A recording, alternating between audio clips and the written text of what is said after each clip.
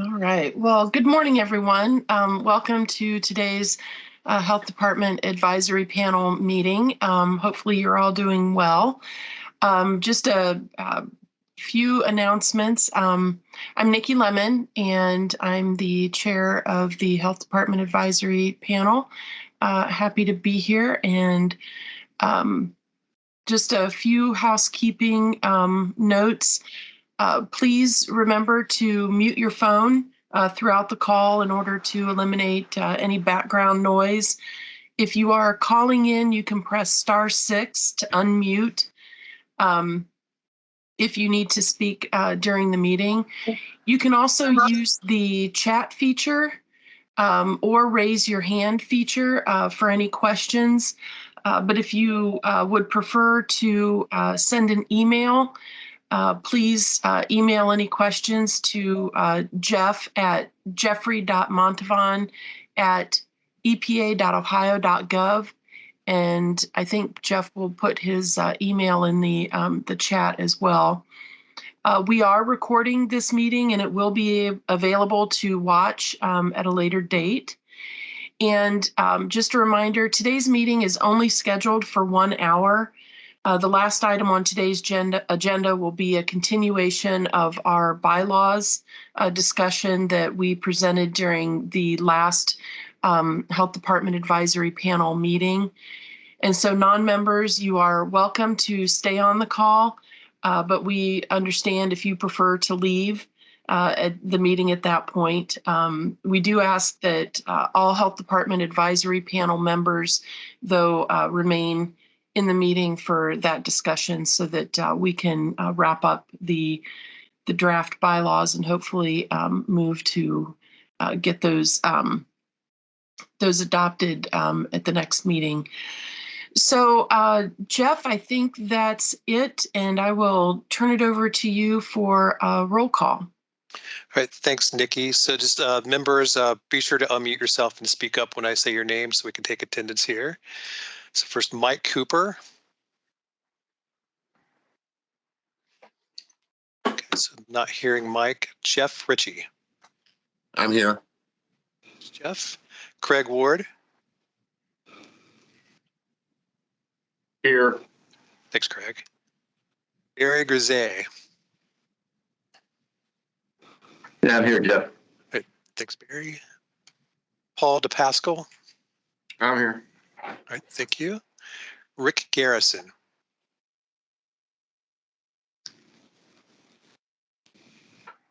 And Rick, we're not hearing you if you're here, so we'll move on to the next one. Chuck DeYonker.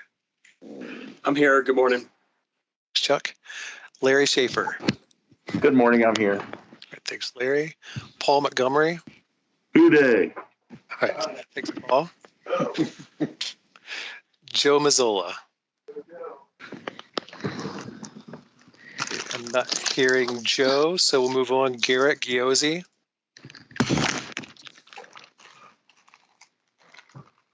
Okay, not hearing Garrett. Richard Novicus.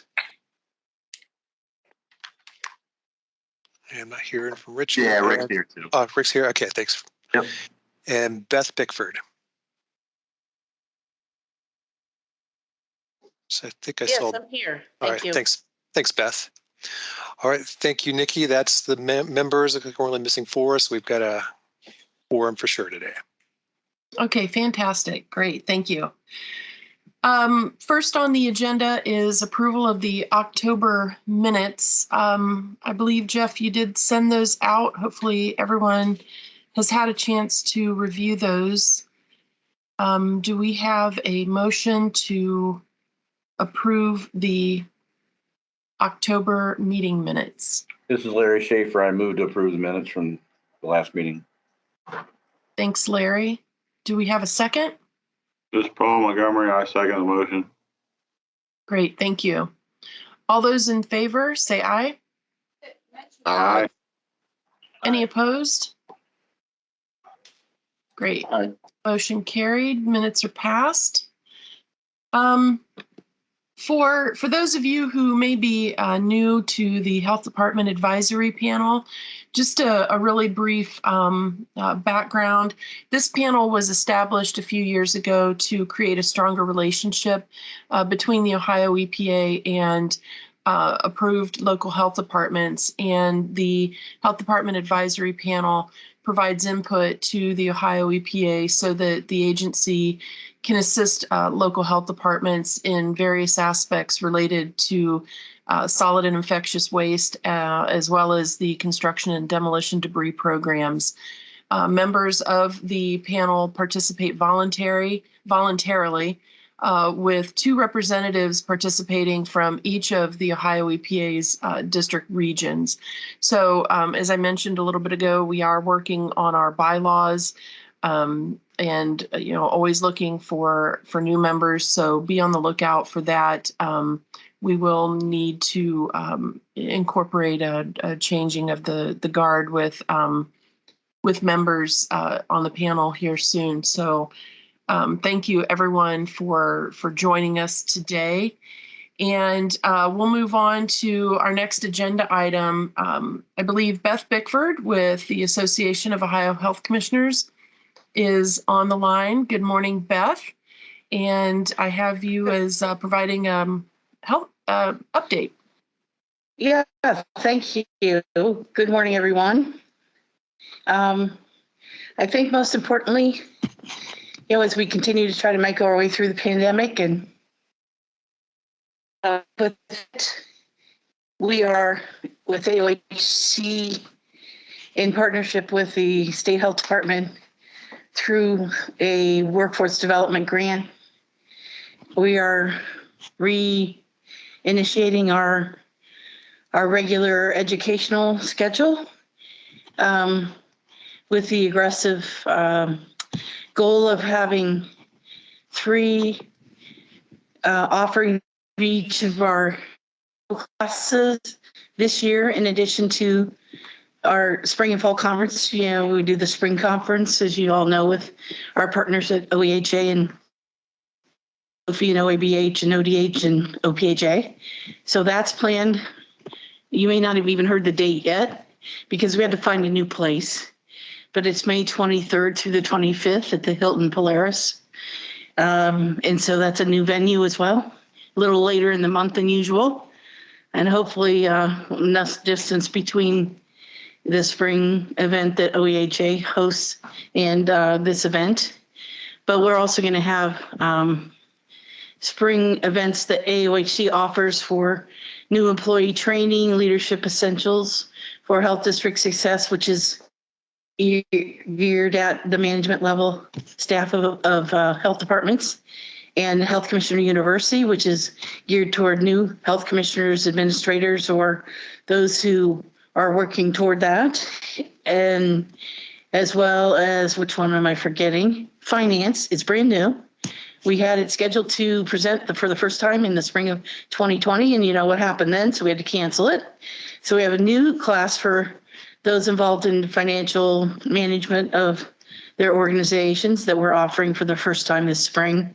So we're getting a calendar together, and we're going to put out a save the date update yet this week so everyone knows what they have available to them. And the good news is that much of the expense, with the exception of food, which can't be paid for out of a federal grant, and any travel above and beyond a stipend that we're able to offer, again, through the grant, attendance should be paid for through the workforce development grant. And that will continue for all these events through June of 2023. So we're very excited to get our schedule back up and going, have this financial support to allow health district staff to attend at virtually, minimal cost. There'll be some cost, of course, but not the usual cost. And we're hoping that many of all of you and others on your staff can take advantage of these opportunities going forward. So that's probably the main thing. And the other thing on the legislative front, I know you may know this, but hopefully within the next week or so, we'll have an additional extension of the ability to have public meetings of local governmental entities boards of health remotely through it will extend to allow it through the end of June of this year. So upcoming Board of Health meetings or your DAC meetings, things like that, should be able to be held remote, or at least offer a remote option to allow that are voting members of your groups. And I guess with that, I'll stop just to see if I've hit the topics that you all need, or if there's anything else I can address.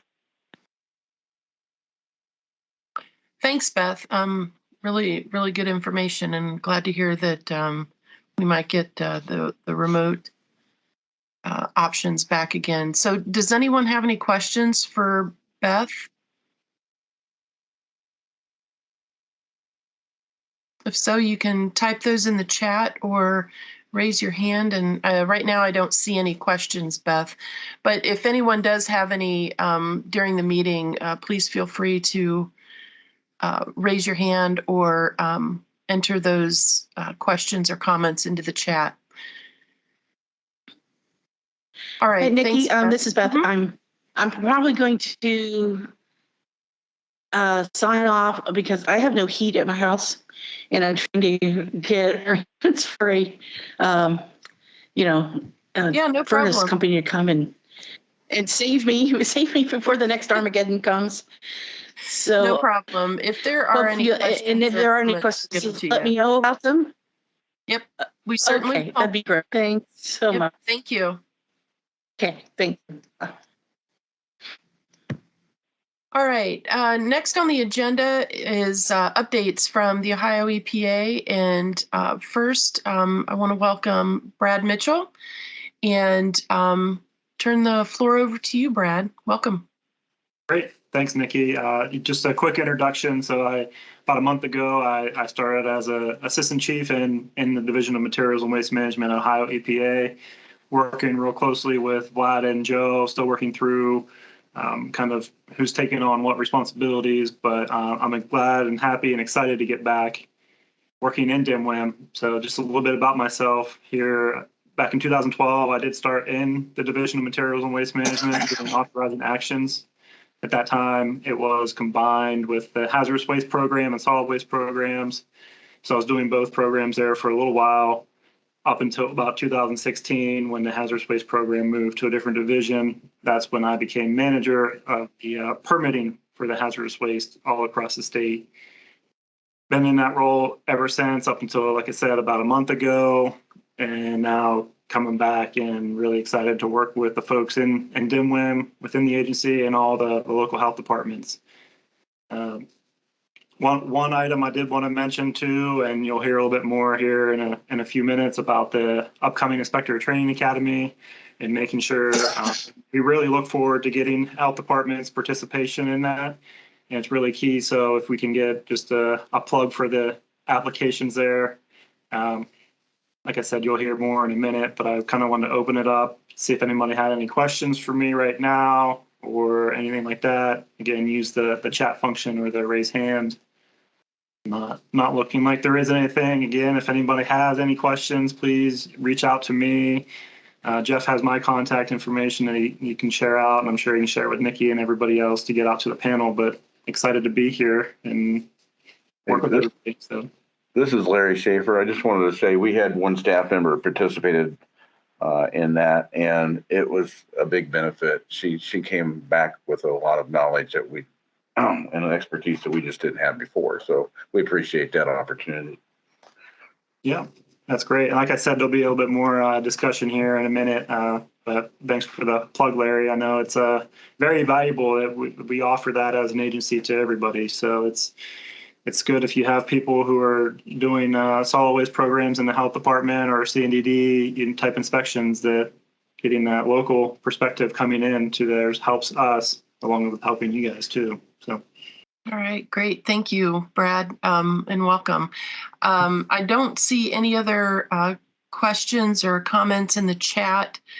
Chat, yes, we will follow up with Beth on getting more details about the the information she provided and follow up with folks. So, Brad, again, thank you, and we will move on to our next speaker from the EPA, Holly Tucker, to give an update on the Inspector Training Academy. Holly? Thank you. So my name's Holly Tucker, and I work in the director's office here at Ohio EPA. And I've been a part of the Agency Inspector Training Academy, which we refer to as the ITA, since its inception when it was first rolled out in 2017, though we started like all of the work in 2016. So as I'm talking today, I want to go ahead and share what the schedule looks like for this coming spring. So we've adapted the ITA, just like a lot of our other work, to handle a virtual environment, if you will. And what we do is we have a combination of e-learning. So you'll see listed, 2 weeks before we ever meet in person, there are e-learnings that any of the attendees are expected to complete prior to that first day of training. What those e-learnings do, and I want to take a couple minutes to talk about it.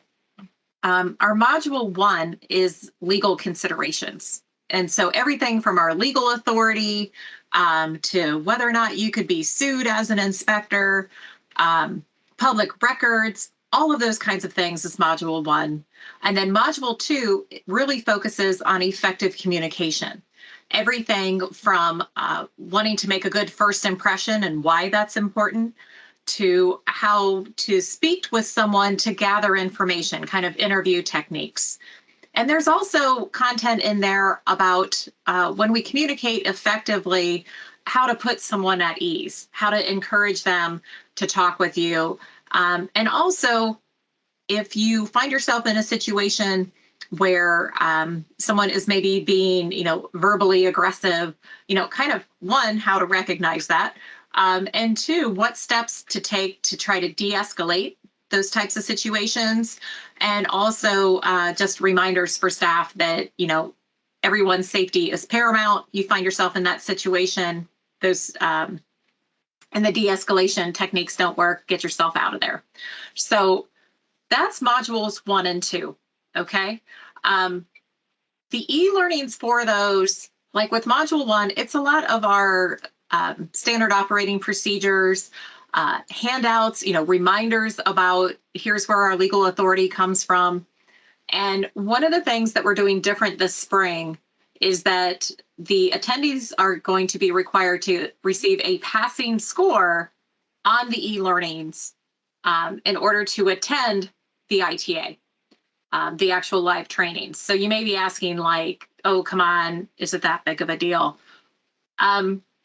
For module 3, and that's when we actually do the mock inspection and we take the inspectors through the entire inspection process, how to prepare, what to make sure that you have with you, what to, how to conduct an opening meeting, how to conduct an inspection, what to do after an inspection, that follow-up, and even before you leave the site, making sure you have a closeout meeting. We spend a lot of time in module 3. You'll notice on the schedule that it's 3 days of training to really immerse the inspectors in what it's like to do an inspection. And the e-learnings that they receive prior to that includes a lot of information for the mock inspection. And we've run into issues since we've created the e-learnings, where on occasion there are some attendees who just go click, click, click, click, click through the e-learnings, or, maybe they have it, maybe they're trying to multitask during that. And then we try to have a lot of small group activities and ways for the attendees to learn from one another. And if they haven't paid attention to the e-learnings, it creates a challenge for those activities to be successful. So that gives a little bit of background, because you may hear, if you choose to have some folks attend this round and they're like, hey, I had to get this passing score. Yes, you did need to get a passing score on the e-learnings in order to have those completed for those days of training. The other thing, as I mentioned, with Module 3, we cover the whole inspection process. And on day 3, we do a mock inspection. And the mock inspection, it's an opportunity for the attendees to demonstrate their understanding of what's been covered in modules 1 and 2 and the prior 2 days of module 3, right? So first of all, they get to demonstrate their understanding of that. And then they're representing their division as far as what issues in the given scenarios that we show, what they would do. And so the mock inspection has a facility representative. We try to have it be as a multimedia inspection so that the inspectors can learn what surface water would do, what issues drinking and groundwater might notice, and kind of get that well-rounded perspective of things to keep in mind when an inspector is out, regardless of the type of facility that they go to. Excuse me. Because of that, we need attendees to be focused on the trainings. So in addition to the e-learnings, when we're doing the breakout activities, it's paramount that any of the attendees are able to focus on it. You know, we try not to have them be very lecture heavy, although they are because there is so much information. But we do try to provide opportunities for attendees to engage via the chat, via the small group exercises that we do. And I just want to be clear that if you have staff sign up for it, please do what you can to ensure that they can focus on those days that they're in the training. One of the challenges we run into is if we're doing the mock inspection and we either have someone that is so new, they don't recognize the issues that are shown to them. It's kind of like we have different pictures that we'll share in a virtual environment to represent, you know, issues that an inspector might find. And if the, you know, attendee, for instance, that's representing DMWIM doesn't know that a huge pile of tires is a health issue, well, they're not yet ready to go into the ITA. And the other inspectors that are there representing other programs, they're not being given that opportunity to have that cross training going on. So one of the things that we're doing to address that is this year, there will be an expectation that anyone that attends the ITA for modules 3 and 4, that they have gone out and shadowed an experienced inspector. We have a form that we'll be releasing later on this week. I'll be providing it to Leanne Greenlee.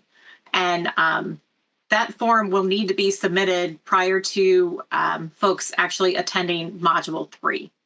So I know it may sound like, wow, you guys are really expecting a whole bunch, you know, from people that wear multiple hats in their jobs. The reason that we want to really stress the preparation and the focused attention in these trainings is to set your staff up for success. We want them to be successful long-term. We want them to represent your groups, your local health departments, the best that they can. We want them to represent the agency as best they can. So in order to do that, we need to make sure that they are truly focused and prepared and do everything they can during the ITA to get the most out of it. Finally, our module 4, that is when we cover a lot of the additional resources provided by the agency, like through funding, through the assistance that OCAP provides for compliance assistance. And we also cover complaint inspections, because complaint inspections, while they're, you know, they may include aspects of compliance, and they regularly do. The challenge there is that a lot of times you may be knocking on the door of someone's private residence or their company, which up to this point, they didn't think that they were regulated by our agency. And you're going to have an inspector knocking on the door and say, hi, I'm with the government and, you know, I have a complaint about you. Nobody wants that. And just the fact that there is a likelihood that when people go out and do complaint inspections, that they may have more challenges. we really focus in Module 4 on those complaint inspections as well.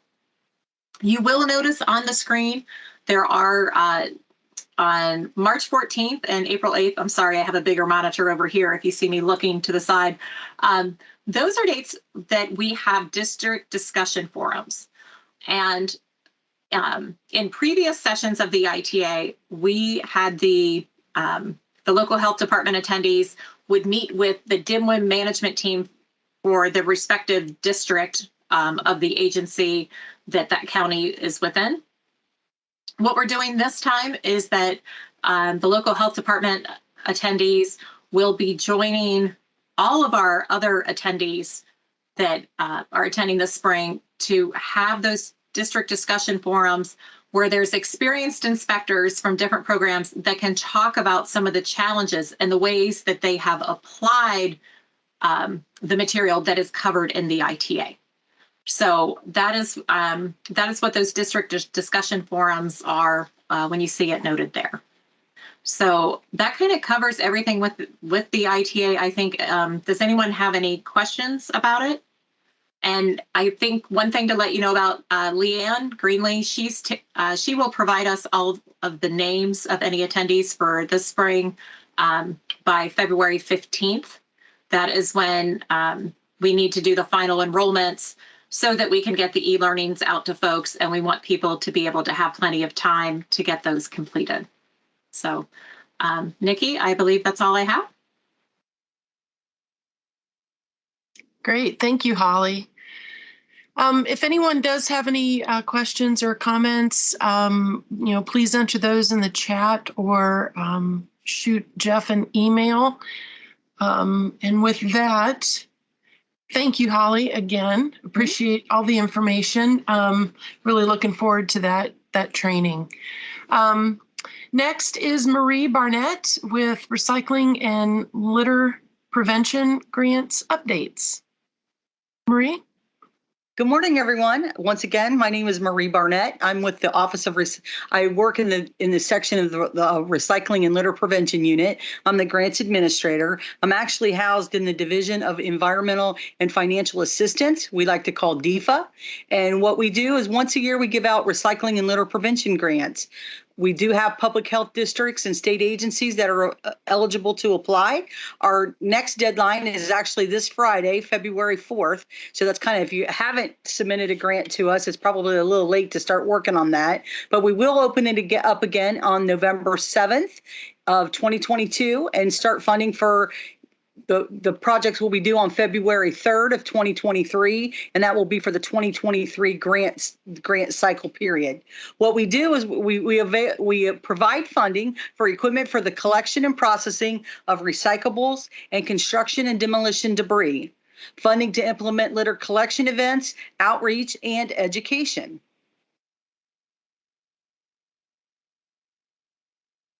The Community and Litter Grant, which is what you would be able to apply for, does require a 25% match. It is a one-year grant, which means you cannot start the project prior to July 1st of 2023, because it would be next year if you applied next year, and would run through June 30th of 2024. If you got it in by Friday, you would be considered in the 2022 application, and that would also start July 1st of 2022 and would run through June 30th of 2023. The initial payment of 50%. So if you were awarded just say you were awarded $50,000, you would get 25% up front, and then the remaining funds are released once the project is completed and a final report has been processed. Then we pay out the remaining 50%. Our projects must occur on public property. So if, we do fund a lot of tire amnesty events. We do request that you charge at least 50 cents per tire. A lot of communities charge more than that for ag tires or larger tires, and they do have a breakdown schedule of how much is charged. We do ask that, but we only ask that you charge for 50 cents. We don't ask for that money. That's totally yours to keep. What we hope that will inspire you is to hold on to that and provide other amnesty events further down the line that you wouldn't need funding for, that you could just go ahead and do it on your own. The grant fund should not be relied on for your operating budgets. It's a very competitive grant. We get generally $7 to $7.5 million worth of requests, and we generally fund $4 million a year. You can reach, if you'd like more information, reach out to the recycleohio.gov, and we have a lot of information on our website, or my email is marie.barnett@epa.ohio, spelled out ohio.gov. And I'd be happy to answer any questions that you may have. We look forward to an upcoming grant round. We look forward to the one closing on Friday. As you know, a lot of us are expecting snowstorms. So, we're hoping that people get their application in. We hope that a lot of people don't lose power and have the opportunity to apply. But if you have any questions, please, I'll be happy to answer them for you. We'll help you in any way that we can. And if you've got a project in mind and you're not sure if it fits, give us a call and we'll let you know. We'll talk about it and we'll go over it and we'll decide if, we think if it's a good fit for you. But we appreciate the time and thank you very much. Thank you, Marie. Some really great information there. Hopefully, folks can take advantage of that funding opportunity. If you do have any questions, again, you can put them in the chat or email Marie. Would appreciate it. Next on the agenda is Michelle Mountjoy with an update on rules. Michelle? Hi, I'm Michelle Mountjoy. I'm the rules coordinator with DMWIM, and I'm here to give you a quick rules update. Sounds like the last time we met was in October. So around that time, we had the construction and demolition debris processing facility rules were probably filed for the first time with JCAR, with the legislature. And just to give you a little bit of a refresher, we had originally drafted those rules as one package, and after filing with the legislature the first time, we received some comments at our public hearing and went back and split the packages into a set of rules drafted for what we call standalone processing facilities, which would be the ones that are by themselves. And then we have what we're terming co-located processing facilities, and those are the facilities that are located within the footprint of a C&D landfill. So we've been working on those rules. The standalone rules are a little bit faster. They went through an interested party comment period. They're basically the same set of rules that we filed with JCAR the first time. So there's a couple small tweaks, but they're relatively unchanged. Those went back out to interested party earlier this year or late last year. And now they've been filed again with JCAR. That happened Monday, so just a few days ago. We'll have a public hearing again in March 8th, and then we'll be going to JCAR to have them heard at their meeting in later in March. The co-located rules, so the ones that are in the footprint of a landfill, those went out for interested party, and they were released last Thursday or Friday, the 27th. And the comments are due for those February 28th, so the end of this month. We do encourage comments. I know a lot of health departments, or many, I won't say a lot, but many of the health departments were participants in some of our stakeholder calls where we talk to industry and health departments on what they would like to see in these rules. But that doesn't mean that your input has to stop there. So we're welcoming comments on both packages. And if you do have a comment, you can send it to me at any time, email me, or during our public hearing for the standalone rules, we accept comments, live comments and we have a virtual option for our public hearing and we have an in-person option. So you can submit comments. The deadline for comments on the rules that are filed with JCAR, the standalone rules, is going to be 5 o'clock close of business on March 8th after the hearing. So if you have any questions on that rule package, let me know. The division has identified some priorities for Q1, Q2 of 2022, and I'm going to just blow through those because I know we're short on time.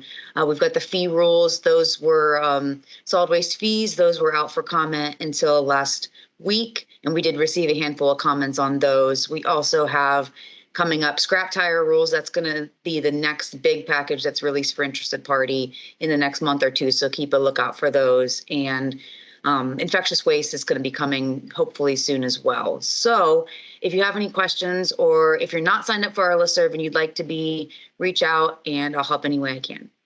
Thanks. Thanks, Michelle. Appreciate it. Next on the agenda is Leanne Greenlee with an update on the mosquito control grant. Leanne? Thanks, Nikki. So I have a real short update. Last Friday, our grant application period closed for the 2022 mosquito control grant. 3 applications with requests about $1,050,000. We have up to $800,000 to give out this year. So we're going to be pretty busy for the next month doing all our review processes. And we hope to have our recommendations approved by our director early March and make the notifications of whether people were funded or not funded end of March and get contracts moving the first few days in April. We're pretty excited. This year we're seeing numbers back up to what they were before COVID, because we have seen our applications and our asks decrease over the past year and a half. We've also seen people, give back grants because they just don't have the time. So we're pretty excited to get back towards a normal year. Hopefully, we hope to do some type of announcement with our mascot, which is a giant mosquito. So we're working towards that. And if anyone has questions, you can always reach out to me or Jeff. And that's my update. Fantastic. Thank you, Leanne. Next on the agenda is Barry Chapman with an update on the CNDD operator certification. Barry? All right. Good morning, everybody. Thanks for having me. Kind of a new face to this group. So I've been with the Division of Materials Waste Management. I'm in the CNDD unit, and one of my tasks is to run the CND operator certification program. If you're not familiar with the operator certification program, CND landfills are required to have a certified operator either on site or readily available. The requirements for those operators are that they have to have 12 months of experience, and they have to get 10 hours of training every year. 4 hours of that are on the rules, laws, and 6 hours are on best management practices for C&D landfills. So Ohio EPA has a training program, and we are required to have a 3-member panel, as we call it. 1 member is from the agency, 1 member is from the health departments, and 1 is from the industry itself. So those 3 members review and approve training courses. And so we do have some training courses that are coming up for C&D operators. I don't know if any of you in your health departments have heard from your landfills, if they've been asking questions about how do I get my training hours. So there's some training opportunities coming up. The BWC Safety Congress has some possible opportunities for that. There's some DEFA trainings that are coming up in the next couple months where the operator can get an hour here or there of BMP trainings. And then Seneca Engineering, which is a private firm, they're offering a full 10-hour training. And the enroll by date is February 11th. So if they want to get that training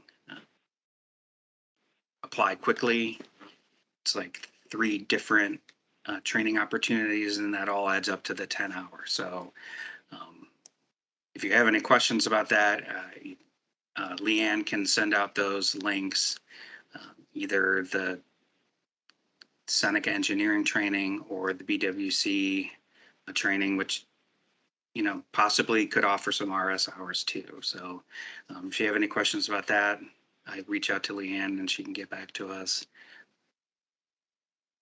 That's pretty much all I had. So thanks for the opportunity.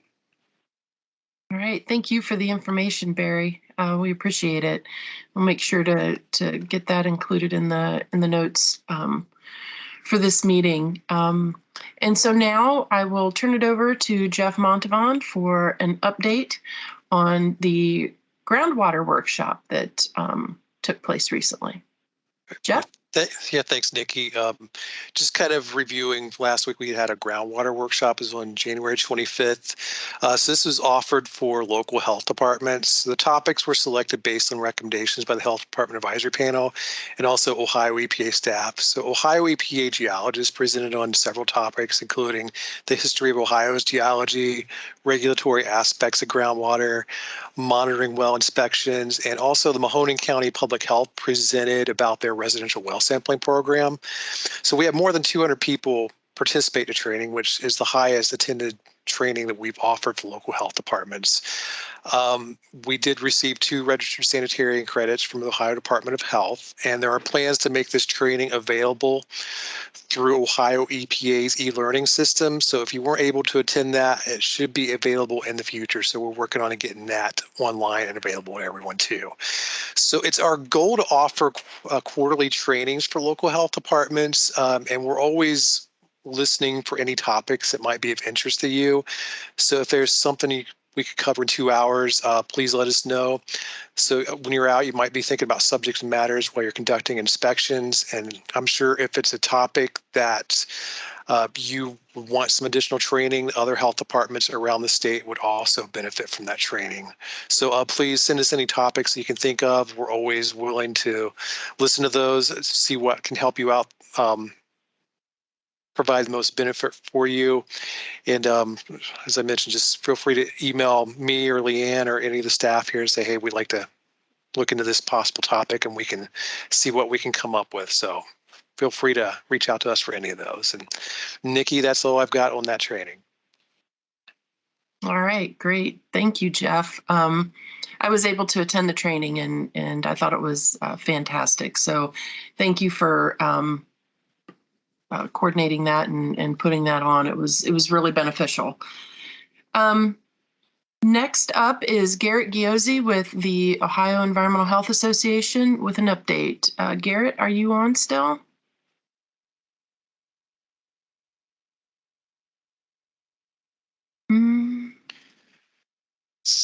Nikki, he Yep, wasn't on at the beginning. Yeah, I don't know if he is. When I reached out to him earlier, though, I think the main thing the OEHA was talking about is their spring conference. So it is going to be in person at the Columbus Marriott Northwest in Dublin. That'll be from April 14th and 15th. I believe they're still looking for potential speakers or presenters for the. If you want to reach out, I think Matt Tyler with OEHA is the chair or the planning chair for the event.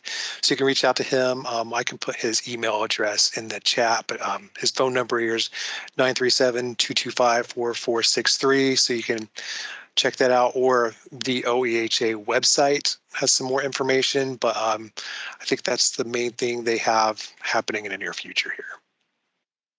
All right, fantastic. I guess if there's any OEHA members who want to speak up, if there's any other things to discuss, feel free to announce those.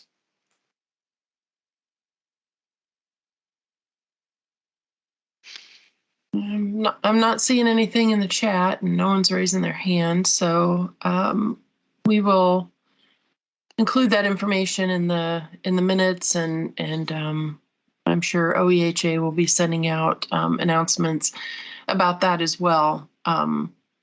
So I think, Jeff, that concludes our regular business for this meeting. And we're going to move on to discussing the bylaws for the panel. Do we? How do we want to do that?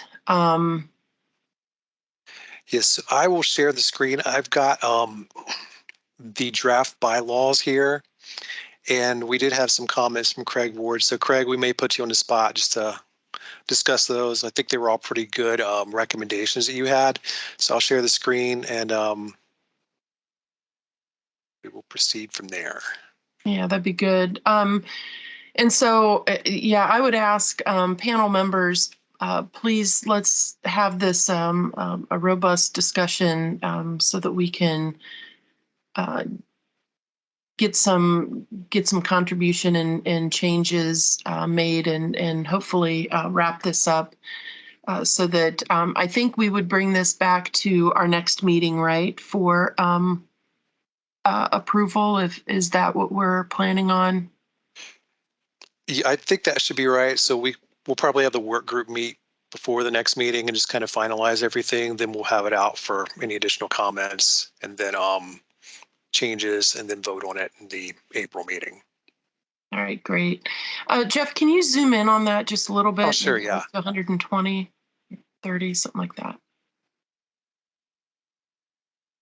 So is that Thank good you. and visible there? Yeah, that's much better. All right.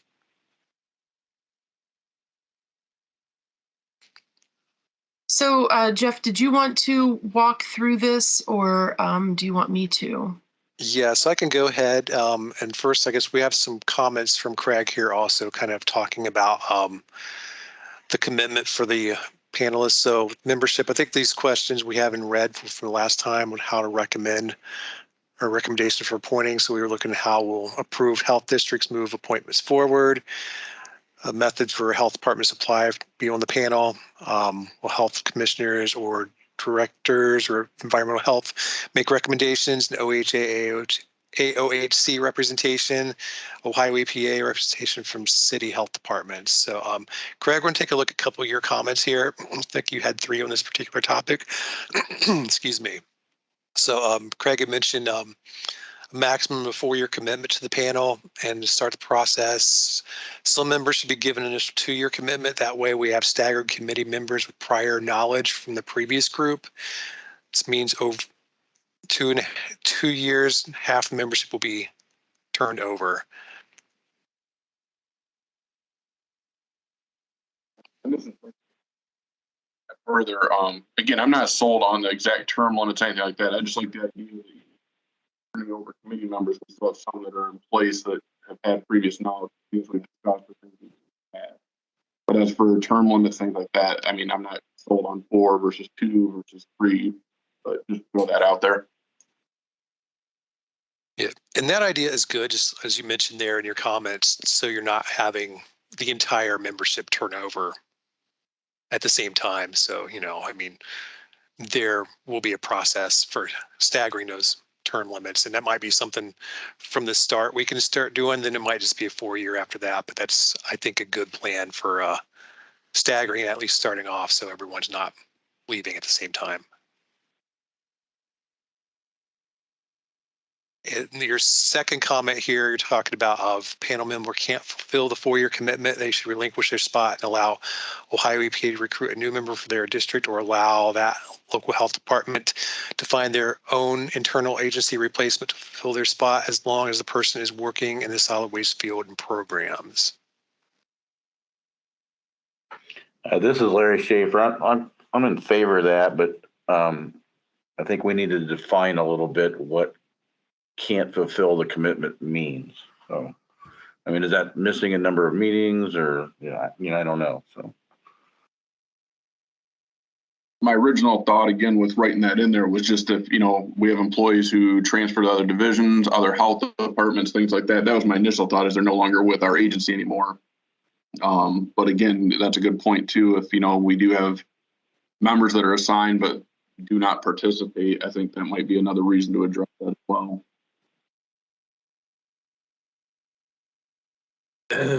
Jeff, this chat, I think both of those comments are worthy comments, and I think we ought to be able to come up with some language that really addresses both of them.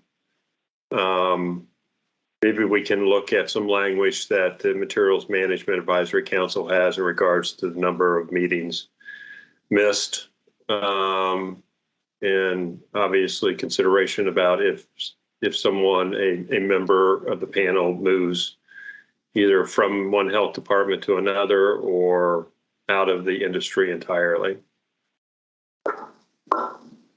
Yep. So got some good comments there. So we'll just move on to EPA should solicit new local health departments from approved districts in respective areas to the state to replace members of the panel after their 4-year term.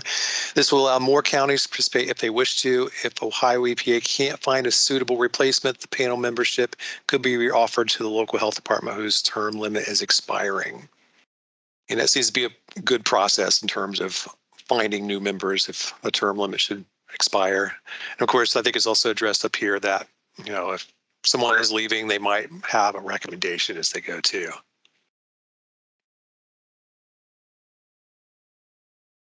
Jeff, do you have a hand up? Do I have a hand up? Oh, Yeah. I can't see it. I'm sorry. Yeah, Anyway. Paul? Yeah, so this is Paul at Stark County. So the question I have is, how many approved health districts are there in the state of Ohio?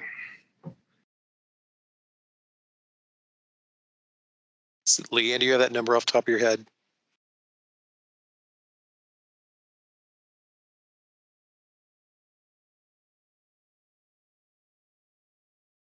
And Leanne was having power issues there too, so she might be off. But I can look that up. I don't know it right off the top of my head. Is it in the 50s, Chet? Or do you know? I want to say it's in the 60s, but 60s. Sorry. Yeah, that's what I remember. But Leanne would have the exact number. Paul, I mean, we'll get you the number for sure. Yeah, well, where I was going with this is I like Craig's rationale here. Any group I've ever been on like this has a term limit and has requirements for holding their spot or not holding their spot. But in this case, most of those are open. There's not an approved sort of thing. Anyways, local health districts should know that's kind of a key point. Some people have contacted me, but about this panel, but I'm not sure if, I guess the question I should have asked them to begin with is, are you an approved district by OEPA? Which I don't, those things I don't know.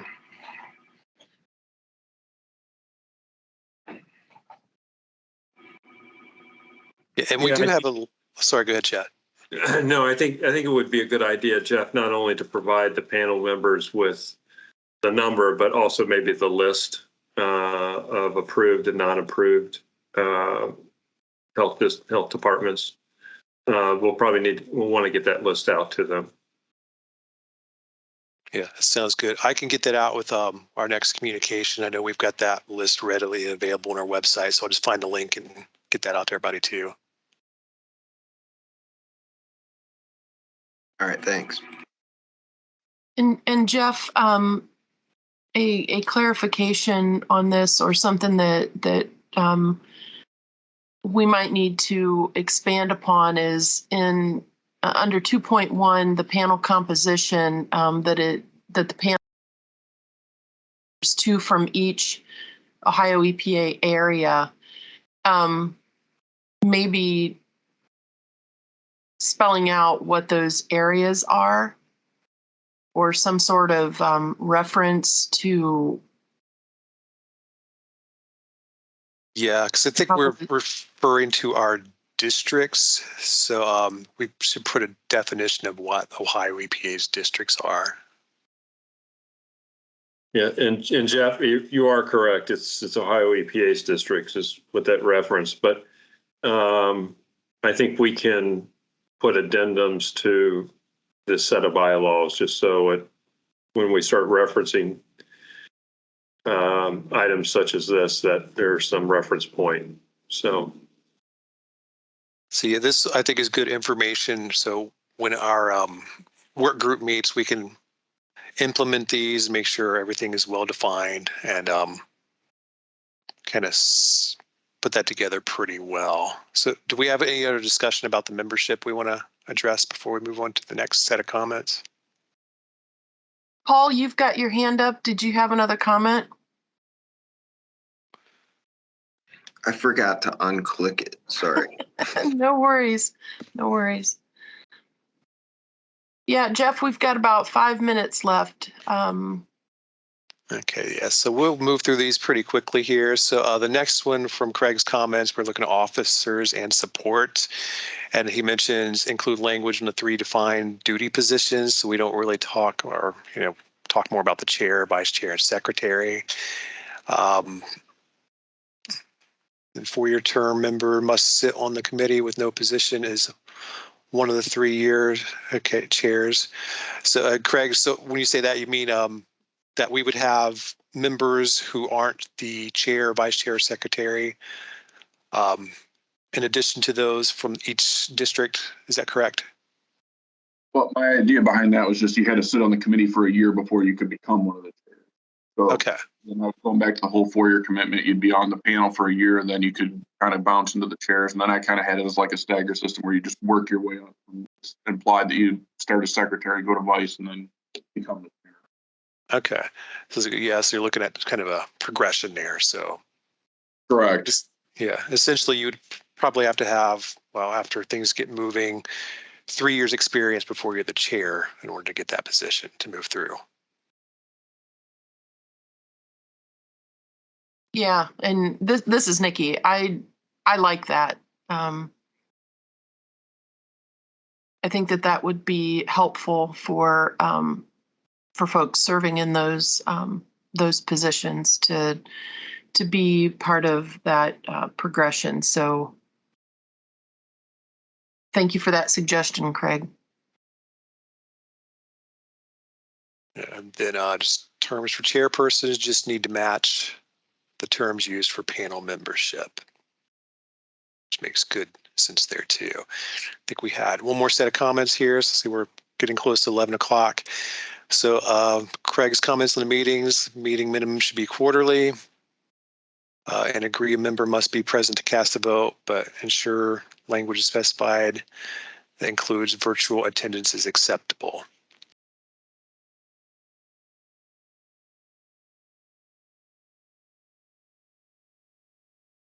And those are good recommendations too. And it seems like we'll probably be in a virtual setting for quite a while. So or a hybrid at some point too. So do we have any additional comments about the meetings?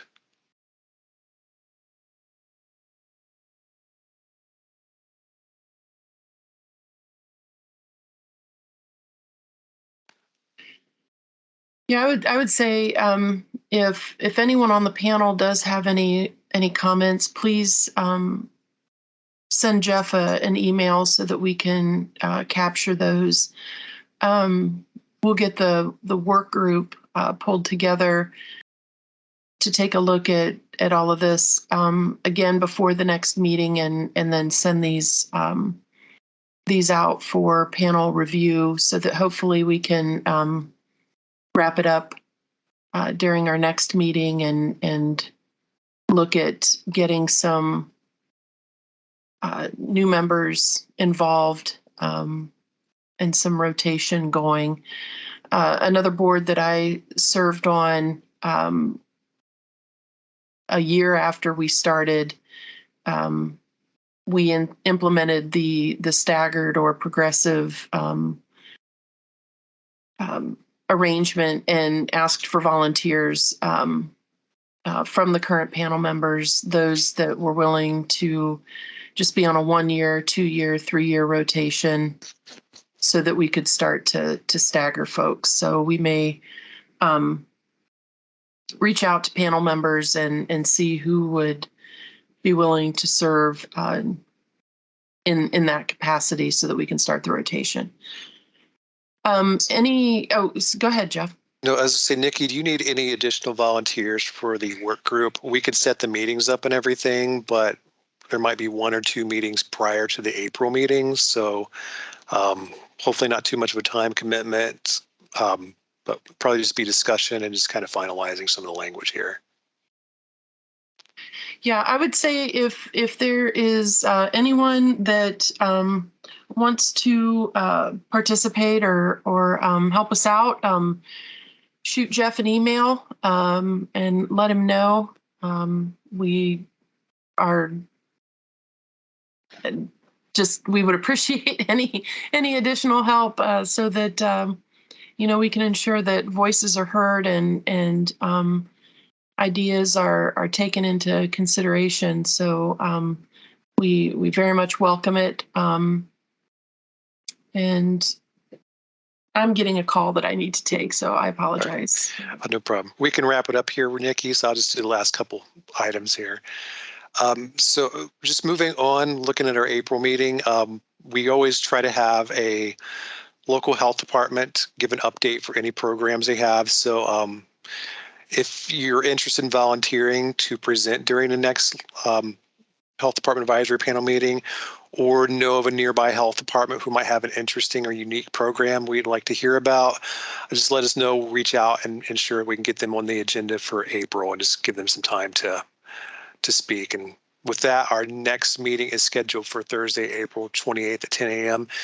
So if it's not on your calendars, we'll be sure that invite is sent out to everyone with a reminder, but that's what's next on the calendar.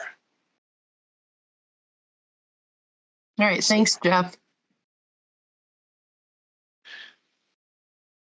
And I think with that, we're ready to adjourn. Motion to adjourn. Yes, can I get a motion to adjourn our meeting today, please?